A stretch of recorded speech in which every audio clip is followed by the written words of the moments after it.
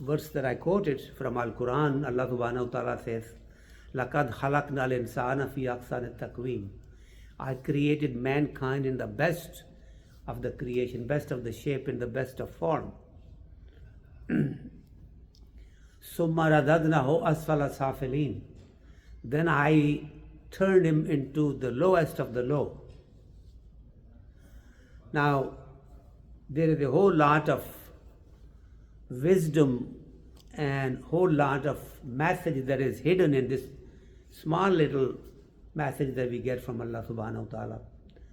Allah subhanahu wa ta'ala on one side says that I made the human being in the best of form, then I put him at the lowest of the low. If I simply translate that and explain it to you, let me just say that Allah subhanahu wa ta'ala is referring to creation of man, the soul of man that he created up in heaven.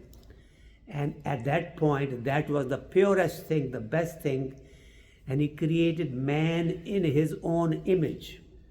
Allah subhanahu wa ta'ala is invisible, soul of the man is invisible. Allah subhanahu wa ta'ala is indivisible, soul of the man is indivisible. Allah subhanahu wa ta'ala is eternal, soul of the man is also eternal until it goes back to Allah subhanahu wa ta'ala. Then we don't know what happens to it, because Allah subhanahu wa ta'ala has kept that information to himself. And he tells us in his scripture that I have given you the knowledge of the soul, but just little. So much I have told you. There is more about soul that we do not know. That we can derive from Allah's message itself. Now, how did he turn us lowest of the low? I make it simple.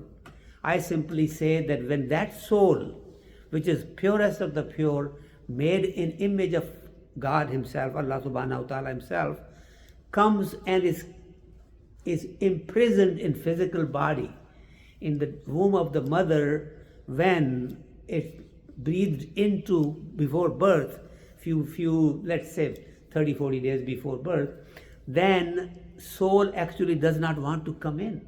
Soul was free up there in a very good company, and suddenly now it's captured inside a dirty body, that body of a human that may do certain bad things, certain sins, commit certain things that he's not supposed to do. So it's kind of a punishment for the soul, and soul does not really like to be in here. So now soul is at a lowest point, and right now soul has to try to get back and is waiting for that person's physical bodies to die so that it can return to its creator. Another way of looking at is, just imagine Allah subhanahu wa ta'ala's creation before he created Adam, before he created human beings. He created all the animals, the plants and oceans and all that. Just compare a human baby with a baby of, let's say, a deer or a goat or a sheep or a cow. Those babies, when they are born to a cow or to a goat or to a sheep or to a deer in the wild, few minutes after the baby is born, starts to wiggle the legs, starts to stand up, and before you know it, within half hour or so, it already knows where the milk is, where the sustenance is, and goes there, and now it can walk with the mother. Think about the human baby. For such a long time, baby depends on the mother so much that cannot do anything itself.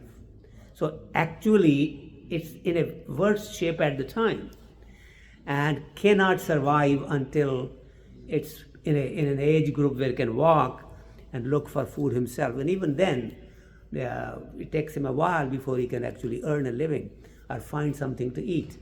So humans in that way are in a worse shape when they begin their life.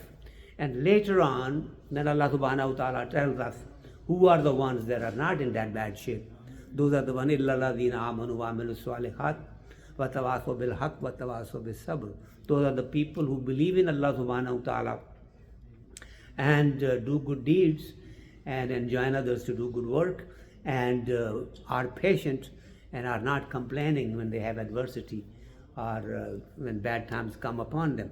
Now imagine that in such a simple little summary, Allah subhanahu wa ta'ala is telling you that you really have to recognize that to be somebody, you have to believe in Allah subhanahu wa ta'ala.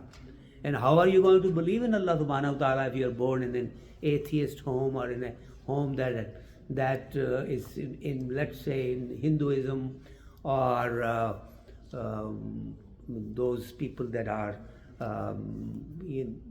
let's say, not believer in Abrahamic faiths. There are many other little sects that you will find in the world where they do not really believe in Allah subhanahu wa ta'ala.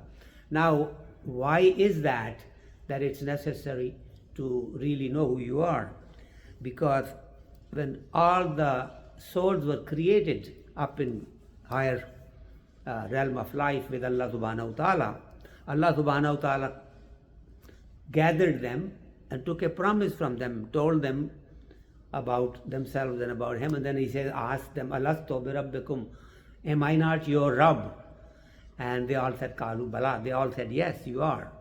Now that kind of a programming is already in our hearts, in our souls.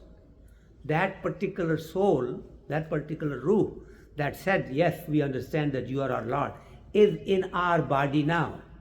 All we have to do is connect with it so that it can connect to its creator. And many people do not have that opportunity in this world. They do not really go towards their creator, and they think that just by eating and raising family and then dying is good enough. That's the life.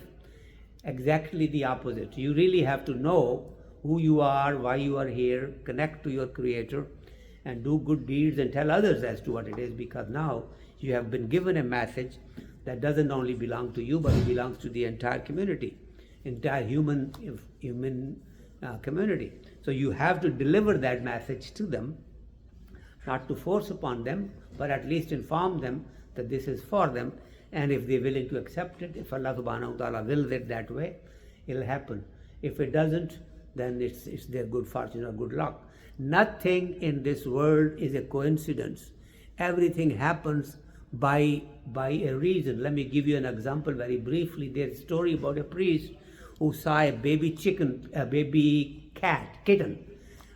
hanging from the branch of a tree, trying to go back up, and could not really go back up so that it can come down.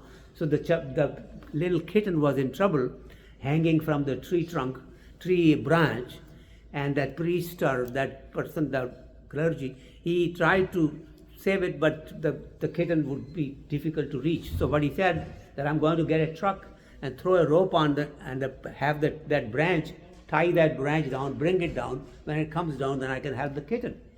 As he was doing it, the truck was pulling the branch, the rope snatched, and the kitten went flying over the roofs way somewhere. And now he goes back and tries to look for it, he can't find it. So a few months later, he's walking back in the neighborhood, and he sees this lady that was allergic to kittens, to the cats. She was buying cat food. He says, I thought you were allergic to cats. Why are you buying cat foods? He says, priest, you wouldn't believe the story I'm going to tell you. He says, what? What is the story? He says, my little daughter wanted a cat. And this was a couple of months ago. And we were sitting outside, and I told her, listen, if God wanted you to have a cat, He would have given you. He would send it to you. And if you want to pray and ask for God, if God gives it, I'll let you have it. Otherwise, you know I'm allergic to cats. So the little girl liked the kitten so much, she went outside in the yard, in front of her yard, and started to pray. Oh Allah, I want a kitten, give me a kitten. Boom, the kitten from that tree branch comes in front of her. She says, somehow or the other, mother says, the kitten was right there, and I had no choice but to keep it. Now the priest realized what had happened, and how all of that was more or less not just a happenstance, but coincidence. Now whether you believe in that coincidence and Allah subhanahu wa ta'ala delivering things to you like that or not, but that is exactly what is going on in life. So always thank Allah subhanahu wa ta'ala for giving you life, and recognize why your life is given to you. Try to be good to it, and try to deliver that, so that you are thanking Allah subhanahu wa ta'ala for all the faculties that He has given you, all the abilities that He has given you. Jazakumullahu khair. Assalamu alaikum. Assalamu alaikum.